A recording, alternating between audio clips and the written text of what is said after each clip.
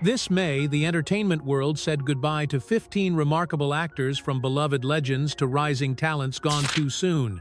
They brought stories to life and touched millions with their craft. Let's honor their names, their legacy, and the light they leave behind. You didn't have to know his name, you just had to hear Norm, and instantly you knew George Wendt had arrived. For 11 years on Cheers, Wendt was the lovable everyman who parked himself on the same bar stool and made millions laugh. But George was more than Norm Peterson. He was a seasoned Chicago actor with deep roots in improv, a veteran of the Second City, and a performer who brought warmth, humor, and quiet insight to every role he touched. Beyond the sitcom, Wendt had a varied career, appearing in theater productions, voiceover work, and countless guest spots. But his humility never changed. Co-stars remembered him as generous, down-to-earth, and genuinely uninterested in the trappings of fame. He lived his life with humor and heart, much like the characters he played. In a time when celebrity often feels distant or curated, George Wendt felt real, approachable, like the kind of guy you could actually share a beer with. His passing leaves an empty stool at the Barand, an even bigger void in our hearts.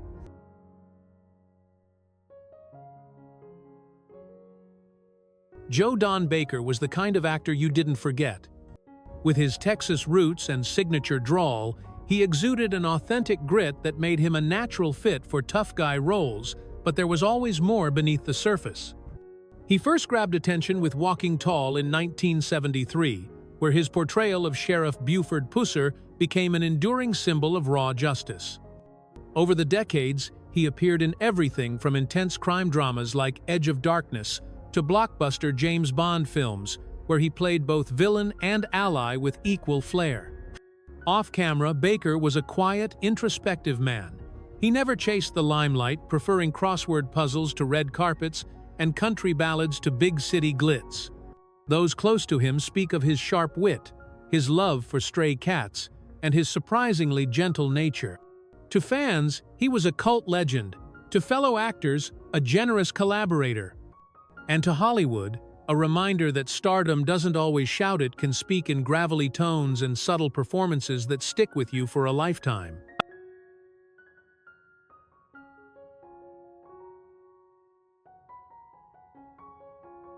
For generations of television viewers, Loretta Swit will always be remembered as Major Margaret Hot Lips Houlihanty, smart, no-nonsense nurse with a heart on MASH. But Loretta Swit redefined the role and shattered expectations. What started as a one-note caricature blossomed, under her guidance, into a nuanced, independent, and deeply human character. Her Emmy-winning performance helped push MASH from comedy into poignant social commentary, and Swit became a feminist icon in the process. But her impact didn't end when the cameras stopped rolling. Off-screen, she was a lifelong advocate for animal rights, working tirelessly to support shelters and anti-cruelty legislation. She also spoke up for women in Hollywood long before it was fashionable to do so. Swit once said, "Being kind is not a role you play, it's a choice you make every day." That sentiment guided her life and legacy. With her passing, the world didn't just lose an actress, we lost a fighter, a nurturer, and a woman of unshakable principle.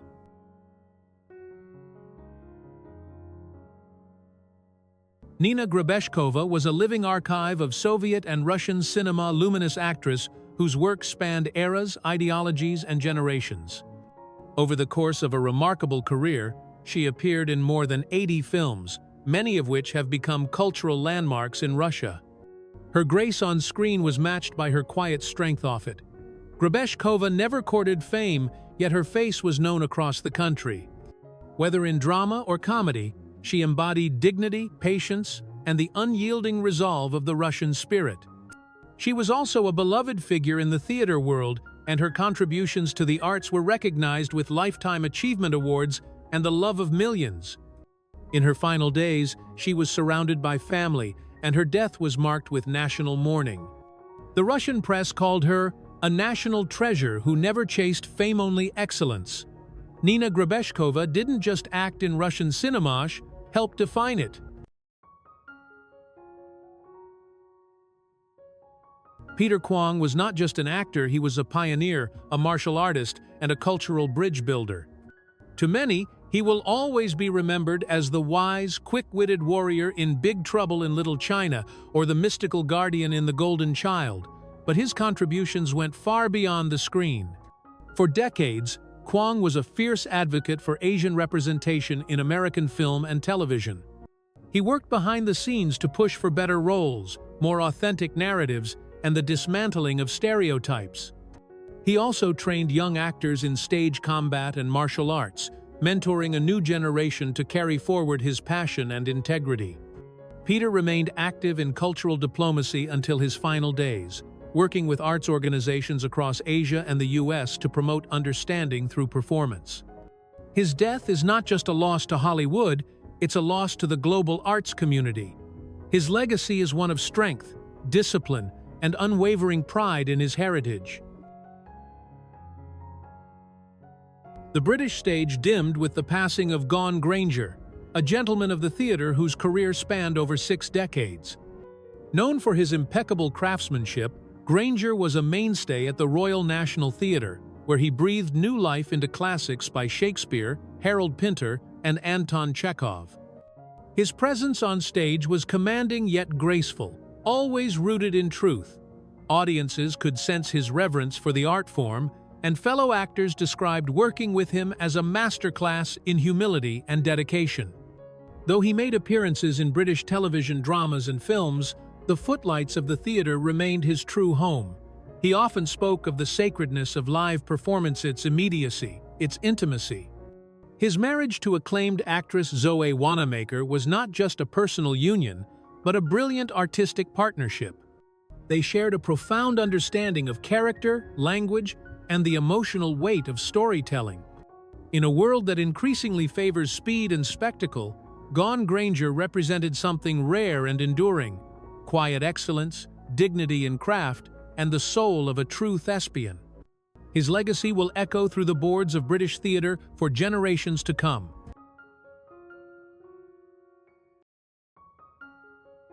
When Sozi won the Academy Award for Best Foreign Language Film in 2006, it was Presley Chweneyagae's haunting performance that captivated global audiences. With minimal dialogue and profound emotion, he portrayed a young criminal's journey toward redemption, a role that made him an international sensation overnight. But Presley didn't let fame define him. He remained grounded in his South African roots, using his platform to uplift others. He became a mentor, founding youth programs that combined arts education with social justice, hoping to help the next generation find purpose and passion through storytelling. His death at just 40 years old stunned a continent and sent ripples through the global film community. Colleagues described him as soft-spoken, generous, and committed to using his fame for good. In an industry obsessed with image, Presley Chweneyagae led with substance. His voice may be gone, but the stories he helped tell and the lives he inspired will echo for years to come.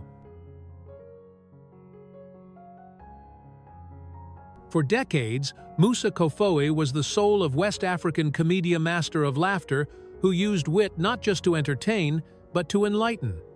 With his sharp sense of timing and boundless creativity, Kofo could hold a crowd in the palm of his hand, delivering punchlines that often carried powerful messages about politics, class, and tradition. His humor never punched down. It uplifted, challenged, and reflected the complexity of Guinean life. Beyond the stage, he was a gifted playwright whose scripts are now part of the curriculum at national arts academies. Kofoe championed the idea that comedy was more than frivolous, it was a cultural weapon, a tool for change. Younger generations revered him as a pioneer, and audiences across West Africa considered him family. His passing marks more than the loss of a performer. It is the end of a golden era in African satire. But his legacy lives on in every joke that tells the truth and every stage that dares to speak it.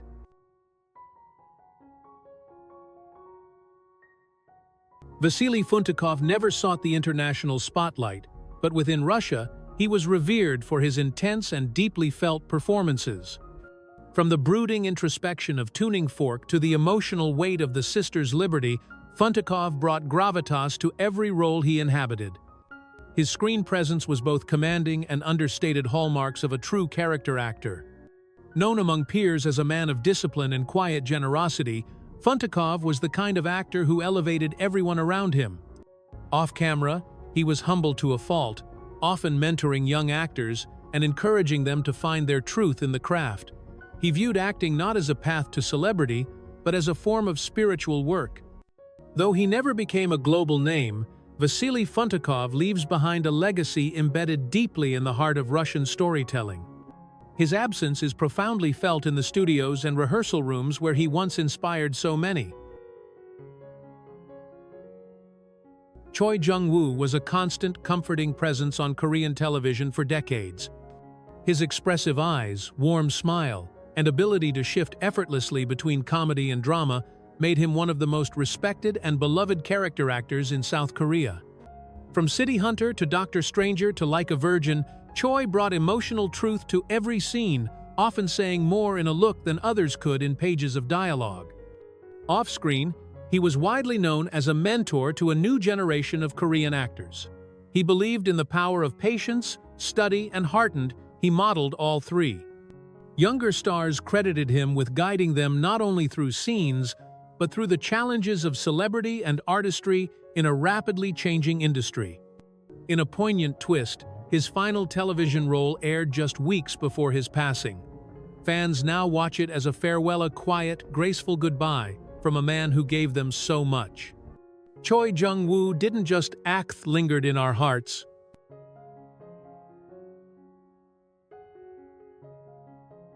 Red Sternberg was a teen heartthrob in the Philippines during the 1990s, rising to fame through the hit youth-oriented series TGIS, where he captured a generation's imagination.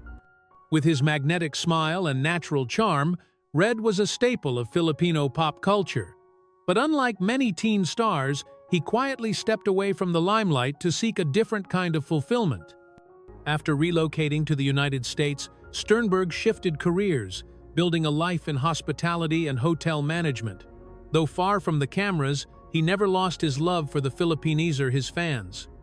Friends remember him as warm, grounded, and always willing to reminisce about his acting days with pride and humor. His sudden passing from a heart attack at just 50 left friends and fans stunned. The boy who once lit up Saturday nights on Philippine television is gone, but the memories he created will never fade.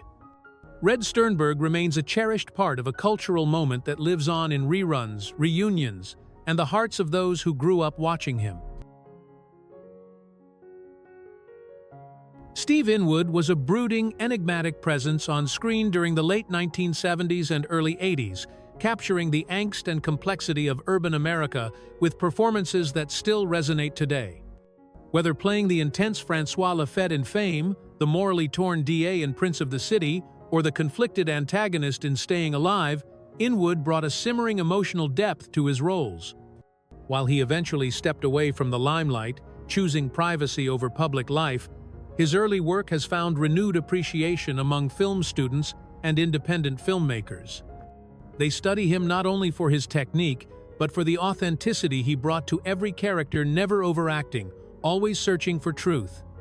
Inwood's retreat from Hollywood only deepened the mystique surrounding him, yet those who knew him personally recall a man of warmth, wit, and quiet reflection. Though his time in the spotlight was brief, Steve Inwood left an indelible markone of an artist who burned bright, then disappeared on his own terms. Devon Harjes had that rare ability to steal a scene with just a glance or a line delivered in his deep, gravelly voice.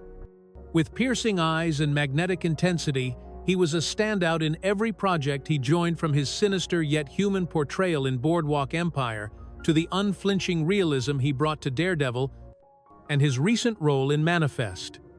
Despite not always being a headliner, Harjes had the kind of screen presence that made viewers remember him long after the credits rolled. He had just begun to explore new creative avenues, writing scripts and preparing to direct his first short film, a dream that, heartbreakingly, will never be realized. His passing at just 41 has left a deep void in the world of gritty, character-driven storytelling. Fans and colleagues alike have expressed their sorrow at the loss of an actor who was just beginning to evolve into a multi-dimensional artist. Devon Harjess's talent was undeniable, his journey unfinished, and his legacy still unfolding.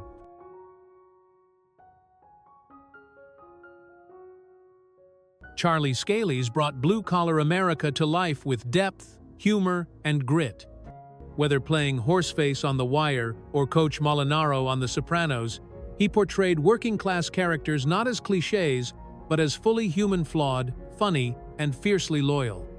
Scalise was a longtime fixture in the New York theater scene, where he honed his craft on the stage before making his mark on television. He believed in the nobility of everyday people and often said that storytelling was about dignifying the ordinary. His characters always carried that belief. He passed away peacefully, surrounded by his family. Friends remember him as a generous colleague and loving husband and father. While he may not have been a household name, Charlie Scalise was the kind of actor who made everything better every scene, every show, every set. He gave truth to the unsung, and for that, he will be deeply missed. Taina Elg was elegance personified.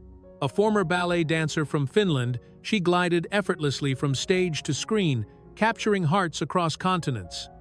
She won a Golden Globe for her performance in Les Girls, 1957, starred in numerous MGM musicals, and later transitioned to acclaimed roles on Broadway and American television. She carried herself with poise and grace throughout her long career, always crediting her Finnish upbringing for her discipline, humility, and artistry. On Broadway, she lit up the stage with her charisma in Nine, Death Trap, and The Cherry Orchard. Even into her later years, she continued to teach, mentor, and inspire young performers. Taina lived a life rich in creativity and dignity. She never chased stardom instead. She nurtured her art with patience and pride. She passed away peacefully, leaving behind a legacy that spanned ballet, Hollywood, and the great American stage.